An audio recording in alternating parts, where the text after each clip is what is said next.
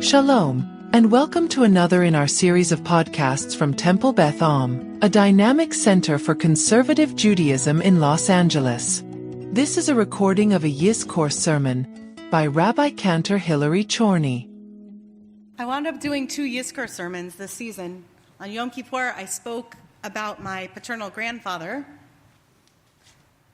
And today I want to share one story about my paternal grandmother. Her name was Sylvia. And she was an ardent socialist. Her Judaism was Yiddish and Abishering and hosting a good meal. Now, she married my nominally religious grandfather, and she yielded to his request that they send their sons to some kind of a Hebrew school. One day, my father came home from that Orthodox Sunday school and found his mom in the kitchen. He had a report to share from his teacher. "We're supposed to keep kosher, you know." My mom, his mom, my grandmother, leaned down in the kitchen and said in no uncertain terms, "Over my dead body." Neither of my parents imagined that they'd keep a kosher home. They also probably didn't plan on having a kid who would become a rabbi or a cantor or both. When I got married and my parents began to imagine the next stage of their own lives, they hoped and prayed that would include grandparenting. And they worried, as I know is the case for plenty of parents whose kids become religious, that there was a chance that my children, their grandchildren, would be told that they weren't free to eat in their grandparents' kitchen. They didn't want to risk any version of that. So in a rather extraordinary act of grace and hope, they turned their entire kitchen over to kosher, meat and dairy. It was the start of an era when we've shared many meals from their kitchen, and I do make sure that my children know the lengths their grandparents went to be sure that they could spoil them rotten with food. So some years ago, my father went back to visit his own father in Syracuse. They went, as they often did, to visit relatives at the cemetery, including my grandmother. My dad asked his father to hang back a bit. "I want to speak to Mom alone for a little bit, okay?" My father walked over to my grandmother's grave and started talking, updating her as he liked to do on her life, on his life, on my life, on his grandkids, her great-grandchildren's lives. And then he added, "Oh, and Mom, remember how you said we'd keep a kosher kitchen over your dead body? Well, when we're at our best, many of us do what we can to honor our elders while they're alive. This is especially true of parents. It's a cornerstone of Atzeret HaDibrot, Kibud Av V'Em, respecting our parents. A few years ago, I had the pleasure of sitting on a Beit Din with a candidate who was choosing Judaism after decades of marriage to a Jew. She shared that she'd known deep in her heart and soul that she would someday convert formally to Judaism, but not while her parents were still alive. She had been raised by 2 devout Catholics who loved their daughter and loved their Jewish son-in-law and their grandchildren who were being raised in a Jewish community. But they had shared many times with their daughter that they prayed that they would never have to witness her leave the church. Sitting before the panel of rabbis at her Beit Din, this woman shared emotionally that in the wake of her parents' deaths, each of them in the past 2 years, she felt at peace formalizing her own conversion. She said, "I had said everything I needed to say and done everything I needed to do for them in their lifetime. Now I have to live my life for me." Does the mitzvah of honoring one's parents extend past their lifetime? Rabbi Shneur Zalman of Liadi, who was the first Chabad rabbi, wrote that some teachers, though not all, consider the mitzvah of Kibud Av V'Em to be an obligation for the entire life of a child who is observing that mitzvah. After all, the mitzvah is the child's responsibility. And the notion of an ethical will of any sort is predicated on the idea that the serious desires of one generation get to live on as meaningful and weighty guidance for the next generation. But then again, when a life ends, a lot of things end. The phone calls you made on the commute home each night, seasonal shopping trips and travels together around the world, the sound of their joyful shouts when their home team makes it to the playoffs, their chocolate babka just the way that they like to make it. There is a season for reading in bed side by side each night, and a season for falling asleep alone, a time for evening strolls around the block, and a time to ask a friend if they'll join you on a run because you need company. A time for cleaning up after his mess, and a time when you miss that messy room. A time for conversation, and a time for silence. A time for wearing his dog tag with hope, and a time for taking it off when he's buried. Towards the end of the Torah, there is a prohibition that puts these seasons into stark relief, that there is a time to seek counsel in life and a time to let go of that counsel in death. Lo yimatzeh v'cha ma'avir beno uvito va'esh, kosem kesamim, me'onen u'menachesh u'mechashev. Don't let there be anyone found among you who consigns a child to the fire, who's an augur, a soothsayer, a diviner, a sorcerer. V'chover chaver, v'shoel ov v'yidoni, v'doresh el hametim. One who casts spells, or one who consults ghosts or familiar spirits, or the doresh el hametim, the one who inquires of the dead.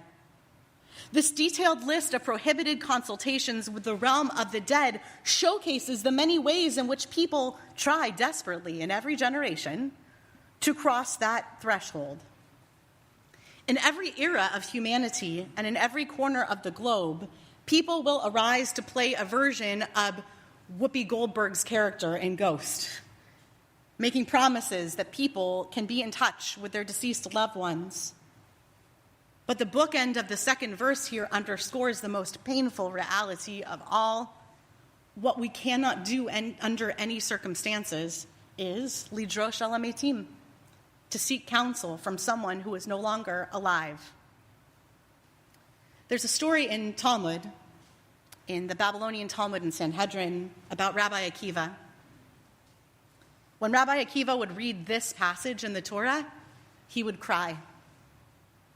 He read the idea of this prohibition literally. Not that we cannot consult with the dead, but rather that the rabbis forbade us from contacting and manipulating the dead, lest we be in contact with evil spirits. Rabbi Akiva would cry out, according to this Talmudic text, if we're not allowed to seek counsel from the dead in case we would successfully come into contact with evil spirits, well, how much more so should a person be allowed to inquire of the dead so that he can bring pure and good things upon himself? I picture a tearful Rabbi Akiva dedicated to Torah, a great teacher, but first a human being who knew from loss, who wept at the unfairness of mortality, a human who cried not because he thought it was possible to summon the dead, but because his heart would always want to try. What he would have given, what so many of us would give for one last conversation with a loved one, one chance to ask their opinion, to hear their voice, to receive their wisdom. The great voices of medieval commentary reinforce that this prohibition is meant to protect us against the predation of snake oil salesmen on the whims of emotional and vulnerable parties. The practices of necromancy and claims of seance holders, those are cruel promises that are impossible to keep. But the customs and laws of Judaism resist the idea that anything, even a life, really comes to an end. Not even the Torah, which we'll rewind tomorrow and start again. And it's not just a resistance to endings, but rather Judaism's eternal insistence that the best is yet to come. This optimism, which perhaps was born of the repetitive grief that our people have faced, bends the meaning of mortality. The sadness of one life coming to an end is inextricably bound up in the promise that something new, something is beginning. Perhaps the version of your life that is no longer lived for the sake of someone else, but for your sake and for the sake of your future. Chief Rabbi Lord Jonathan Sacks of blessed memory wrote that we are the only people, Am Yisrael, who insist that the golden age has yet to come. It's in the future. We live with the promise that something good, maybe even something better, is always yet to come. Rereading the verse through this lens, the prohibition against lidrosh el hametim forbids us from making death the source of meaning. Necromancers are in the business of convincing people that the most important answers in life can be found by consulting magically with the ones who are no longer with us. Torah is in the business of turning us towards possibilities. What will our life be now that theirs is no longer? The utmost dignity that we can show towards loved ones we've lost is to insist that their life is worthy of a sequel, a next chapter in the book. As we stand in memory of loved ones at Yizkor, we have the precious opportunity to grace them with traces of that next chapter. Let your heart crack open at the notion that the time to hear their wisdom has passed, and then visit their souls, welcome them here, and regale them with stories of new beginnings. Tell them what you fixed and what you're dreaming of fixing. Tell them how hard these last 2 years have been and how joyful this holiday is. Tell them where you've been. Tell them where you dream of going, whom you've met, and how you dream of growing. Promise them you'll keep coming back because this isn't the end. There aren't really any ends after all. It's just the beginning. My grandmother passed away just before my bat mitzvah. More than 25 years later, her recipes, though, are still centerpieces at family holiday celebrations. At Pesach, we bake my grandmother's matzah farfel cookies. Now, I doubt that she imagined that she would have a granddaughter who would be a rabbi or a cantor or both.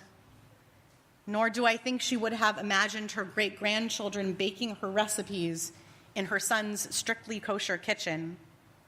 But I know she would have appreciated our self-critique on each batch of cookies. Too many raisins, not enough cinnamon, never quite good enough, always room for improvement. The best cookies surely are yet to come. You've been listening to another in our series of podcasts from Temple Beth Am, a dynamic center for conservative Judaism in Los Angeles. If you enjoy these podcasts, we invite you to write a review on the Apple Podcast website or wherever you get your podcasts. For more information on Temple Beth Am, Los Angeles, please visit www.tbala.org.